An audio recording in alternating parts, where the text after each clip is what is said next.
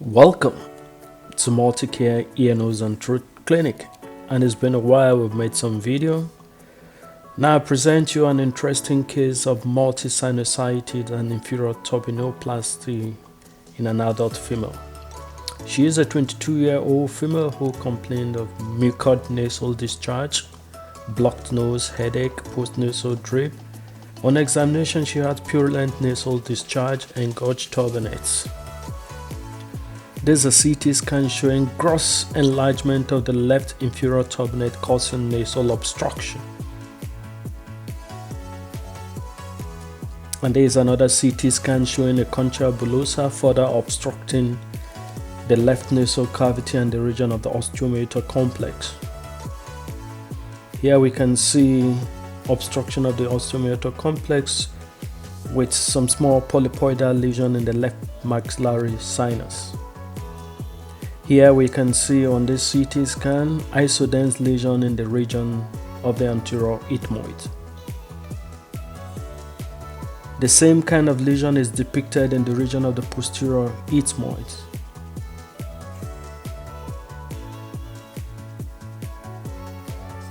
Now we can see on the right side there's also a concha bullosa, but on that side it's infected because it looks isodense, not clear.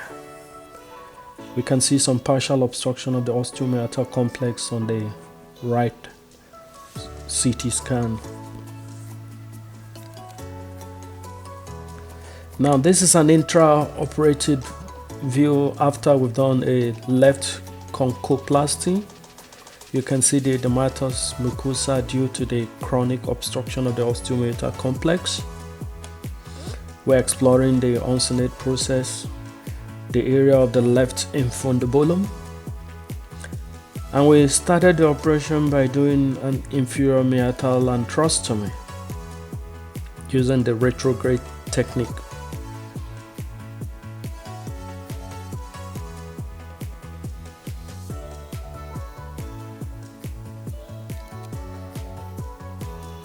Now we decided to explore the area of the infundibulum further and also to fracture down the horizontal portion of the uncinate process. And we suction the area of the infundibulum, and you can see the fractured portion of the uncinate process. That's the uncinate process there. And we use a micro debrider blade, rod 40, to debride the horizontal portion of the uncinate process.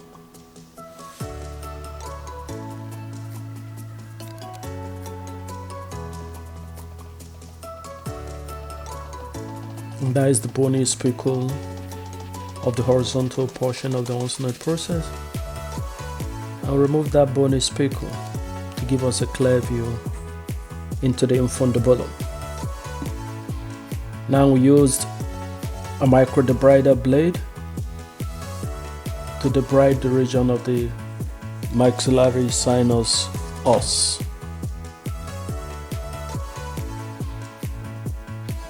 Further debridement of the bony spicle and the mucosa around the region of the fontanelle.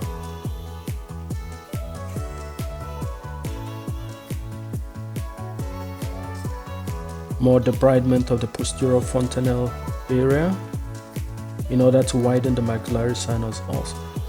Now this is the vertical portion of the uncinate process being avulsed using a 90-degree Blexley's forceps. And we use a rod 40 debrider blade to debride away the remnants of the vertical portion of the uncinate process.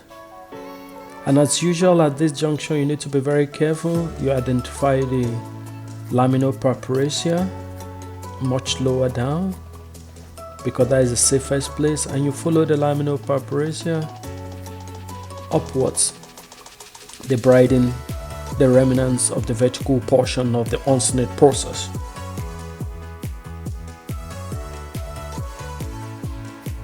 Now keep debriding forward towards the region of the agar nasal cell, and you can see a concha fungal concretion in the region of the agar nasal cell obstructing the frontal recess area.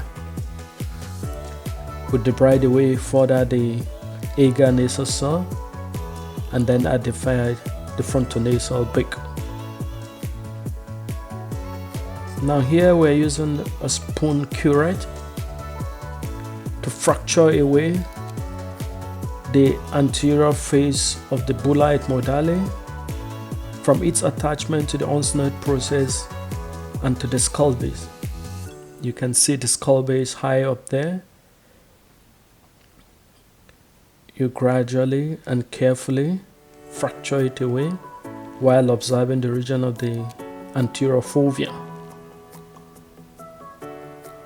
Now pick the bony spicules away and the remnants of the face of the bulla. Now debride away further remnants of the bony spicules of the bulla ethmoidale. Now use a RAT 60 micro debrider blade to further debride away the bulla ethmoidale from the onset process, the frontonasal beak, and from its superior attachment to the skull base.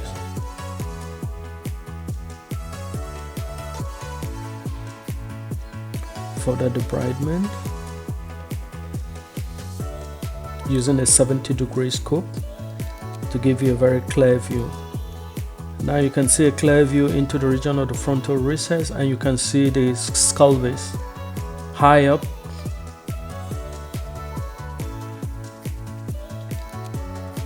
And we tease away further bony attachment of the bulla to the skull base.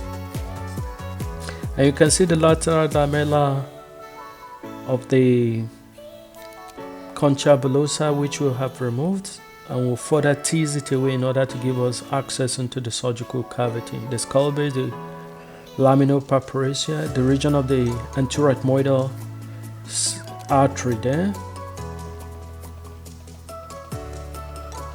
And we debride away further remnants of the attachment of the bulla to the skull base using the RAT 120 blade.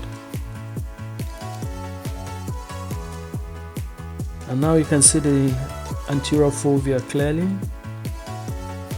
Laterally you see the laminopaparacea there. And that is our access into the frontal sinus, the frontonasal beak anteriorly. Now we decided to trim away the lateral portion of the remnants of the left concha bullosa in order to give us further surgical access or space. Now tease away the bony spicle from the remnants of the concha bullosa.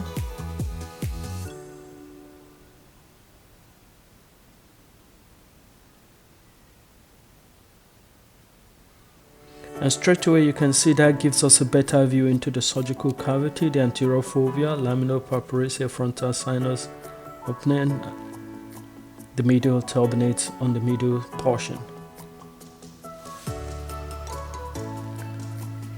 Now use a micro debrider blade, a RAT 40, to debride away the edematous mucosa from the remnants of the anterior ethmoidal cells and their attachment to the laminopaparacea.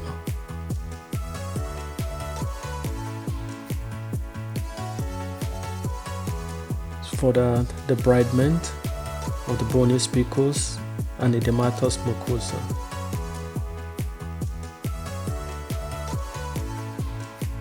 Now it's always a good thing at times to use a true cut forceps to mince the bony attachments and the mucosa in order to make a very clean debridement devoid of much trauma to the surgical cavity and the mucosa. So it means the bony attachment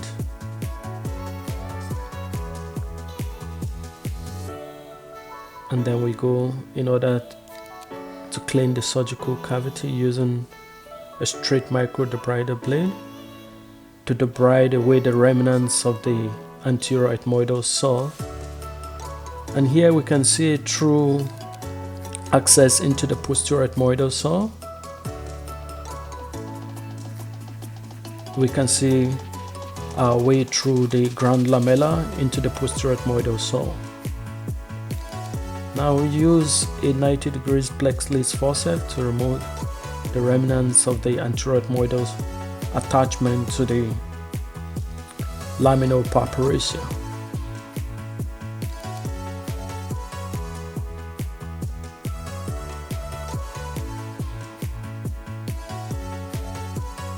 Further debridement of the anterior ethmoidal saw, the remnants of the ground lamella, exploring and debriding and expanding the maxillary sinus os towards its roof, that is towards the floor of the left orbit.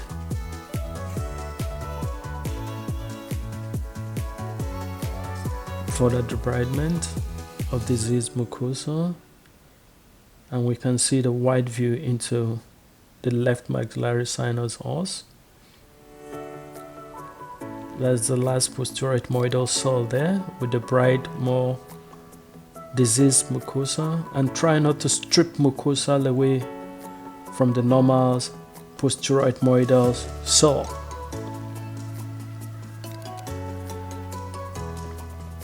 Debridement of the ground lamella and further remnants of the anterior ethmoidal saw.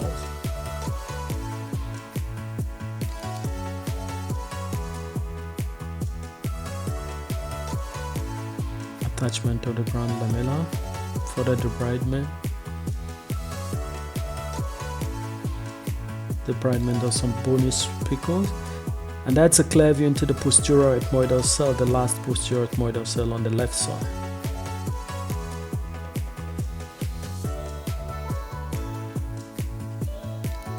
Now that is the surgical cavity, posterior ethmoidal cell, the maxillary sinus os. You can see some edematous mucosa, which will revert back to normal during the post-operative steroid irrigation.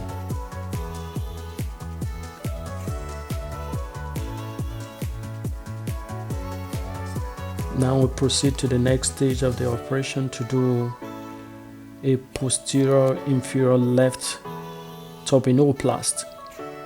We start by infiltrating the inferior turbinate, that is the nasopharynx, and you can see the lymphoid tissues due to chronic inflammation or infection. So when we infiltrate the posterior and mid portions of the left inferior turbinate using normal saline in order to help during the process of hydrodissection. Now use a small straight micro debrider blade to debride the Marlborough-ish section of the inferior turbinate and the inferior aspect towards the area of the neck of the inferior turbinate, avoiding the region of the head of the inferior turbinate. This is further debridement taking place here. And we dissect away the remnants of the inferior turbinate mucosa from its bony attachment or the inferior part of the inferior turbinate. So once you identify the plane, it's actually very easy to tease the mucosa off it in order to make it easier to trim the bony inferior portion of the inferior turbinate. Now use a first scissors to excise away the inferior portion in order to trim the inferior turbinate. So you cut, you observe, you cut, you observe. You try as much as possible to look at the size of the inferior turbinate in order to trim precisely what is required, so you don't over excise, because once it's excised away, it cannot be reversed. So you keep trimming and observing the quantity of what.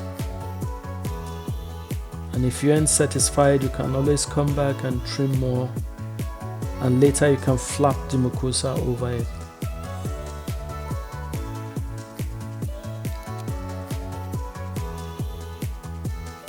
Now that's the inferior portion, and the posterior portion of the bony portion of the inferior turbinate.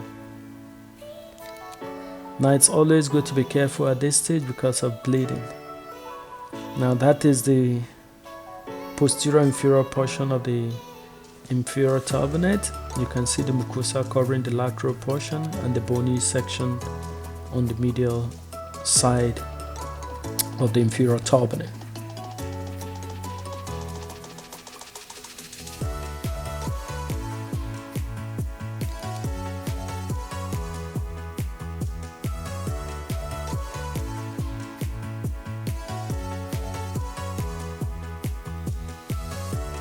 Now we decided to trim a little bit more bone, and you can use a very small true cut forceps to trim the remnant bone until you have excised enough bone.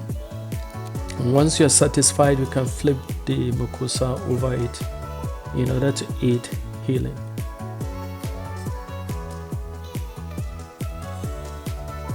Now once we're satisfied, like I said, we flip the mucosa over it, and then we can keep this mucosa in place at the end of the procedure using Surgisaw. This technique makes for very fast post-operative healing, very minimal crust, fibrosis, and gives a very beautiful new turbinate as compared to the conventional turbinectomy.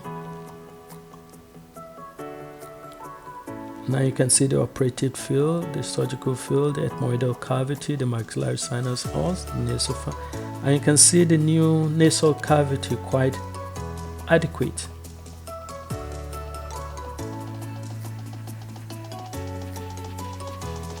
Now keep that in place at the end of the surgery, like I said, using Surgisaw.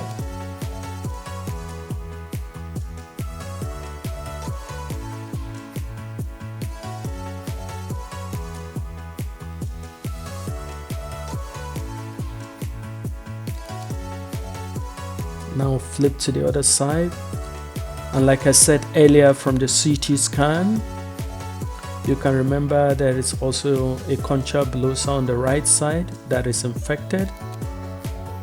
Now we'll proceed by making our incision on the middle of the middle turbinate,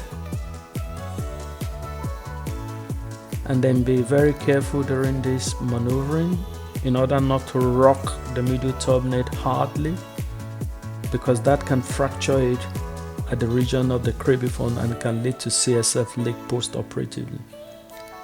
So be very careful during the incision and during excision of the lateral half of the concha bullosa. Now we have access into the air cell there. You can see our cut has gone through the air cell. And once we confirm there's an air cell there, we use our turbinectomy scissors to further widen our access into the concha bullosa space. And right away you can see the infected material, just like we saw on the CT scan. Now it is our practice to also excise the lateral portion of the middle turbinate that is infected tissue there, or materials from the concha space. We suction more infected material, and there is a cavity there, usually without the drainage. Now at this point we decided to use a straight blade slit forceps to excise away the lateral portion, and since we have separated it from the medial portion, it prevents it from rocking to and fro from the skull base.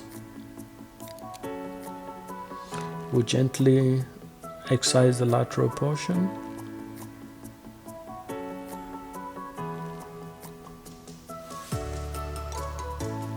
And we can now take away the lateral half of the concha bullosa. You can see how huge it is, obstructing the area of the right osteomeatal complex. Quite huge.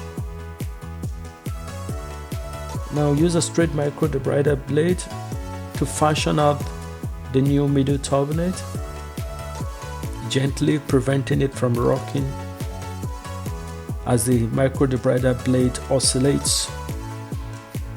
So we do that gently and nicely, and now you can see the new middle meatal space. You can see the bulla etmodale posteriorly there, the uncinate process there, and now you can see the space, the aeration in the region of the right osteomeatal complex.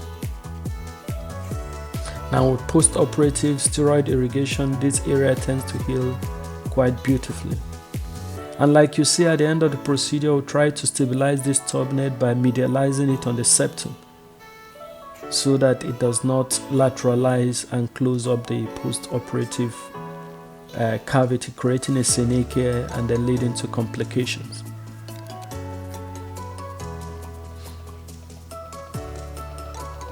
Now proceed with the next stage of the right inferior turbinoplasty.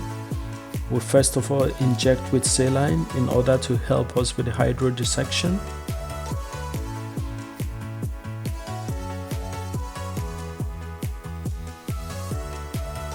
And then we use a small straight microdebrider blade like we demonstrated on the left side to debride away the inferior and medial portion of the inferior turbinate up to the neck, avoiding the region of the head of the inferior turbinate.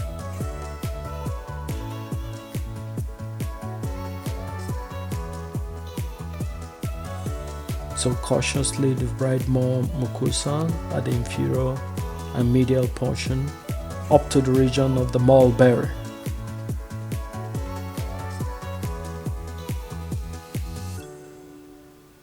So debride away more of the portion of the inferior turbinate, and then we separate out. Once you are in the plane, it's easy to tease out the mucosa from the bone.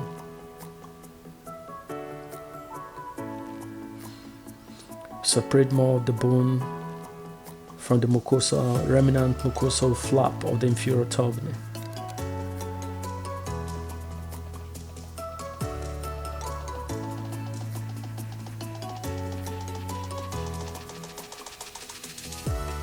We now use the first scissors to excise away the inferior portion of the posterior portion of the inferior turbinate.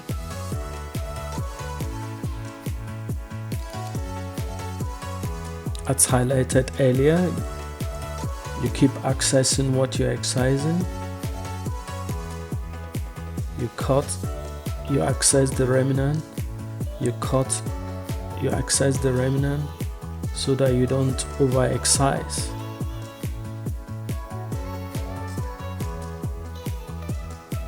Now it's good to always be careful at the posterior portion because of the posterior septal branch of the sphenopalatine artery that supplies the inferior turbinate. Now remove the excised portion of the inferior turbinate, and we inspect it, and then medially we can see the bony part and then the mucosa part on the lateral portion of the excised inferior turbinate.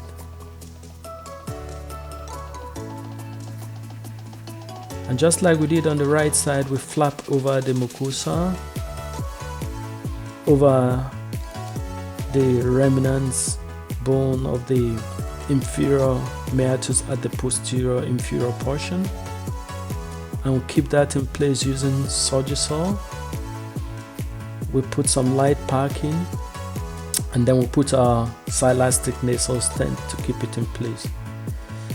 And this presents an excellent view post-operatively, giving us access to the region of the surgical space.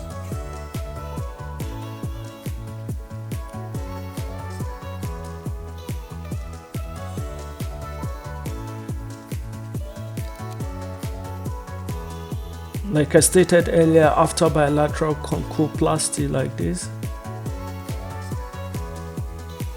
we try to stabilize the middle turbinate by doing a suture medialization procedure.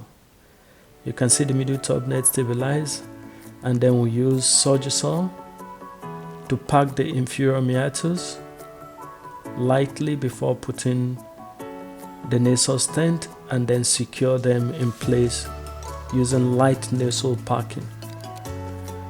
And usually we remove this nasal packing between 48 to 72 hours depending on the patient. And that is the post-operative nasal cavity. You can see the inferior meatus, virtually no bleeding.